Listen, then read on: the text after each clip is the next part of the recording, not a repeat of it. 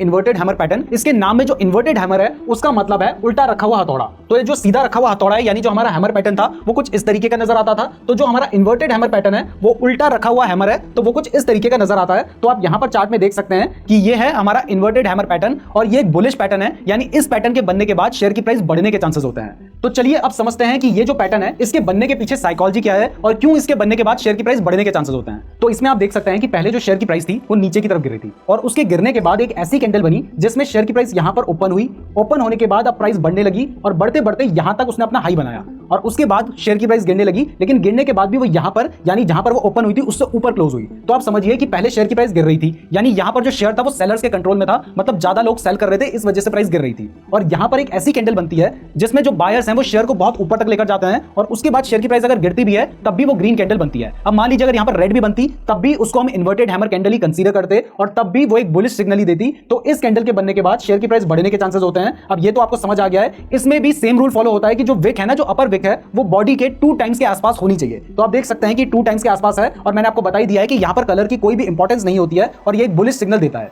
तो चलिए अब ये भी समझ लेते हैं कि इसमें अगर आप ट्रेड लेना चाहते हैं तो वो आप कैसे ले सकते हैं। तो आप जानते हैं कि इससे पहले जो शेयर है वो डाउन ट्रेंड में होना चाहिए। तो आप देख सकते हैं कि इससे पहले शेयर डाउन ट्रेंड में था, यानी शेयर की प्राइस गिर रही थी। उसके बाद एक इस तरीके की इन्वर्टेड हैमर कैंडल बनती है जो कि आपको यहां पर दिखाई दे रही है और इसके बनने के बाद आप देख सकते हैं कि शेयर की प्राइस बढ़ रही है। अब यहां पर अगर आप ट्रेड लेना चाहते हैं तो वो आप कैसे लेंगे। तो इस केस में ये जो हमारी इन्वर्टेड हैमर कैंडल है इसके हाई पर आप बाय कर सकते हैं। इसका जो लो पॉइंट है वहां पर आप अपना स्टॉप लॉस लेकर चल सकते हैं और टारगेट के लिए आपको जब तक कोई भी ऐसी कैंडल ना मिल जाए जिससे आपको लगे कि अब शेयर की प्राइस गिर सकती है, वहां तक का आप टारगेट लेकर चल सकते हैं। या फिर आप जितना स्टॉप लॉस लेकर चल रहे हैं, मान लीजिए अगर 10 पॉइंट का आपका स्टॉप लॉस है तो आप 20 पॉइंट का टारगेट लेकर चल सकते हैं। और अगर टाइम फ्रेम की बात करें तो ये कैंडलस्टिक पैटर्न सभी टाइम फ्रेम में काम करता है। इवन जितने भी कैंडलस्टिक पैटर्न है वो सभी टाइम फ्रेम में काम करते हैं। तो अगर आपको ये वीडियो पसंद आई है तो वीडियो को लाइक कीजिएगा। इस तरीके की और वीडियोस देखने के लिए चैनल को जरूर सब्सक्राइब कर लीजिएगा।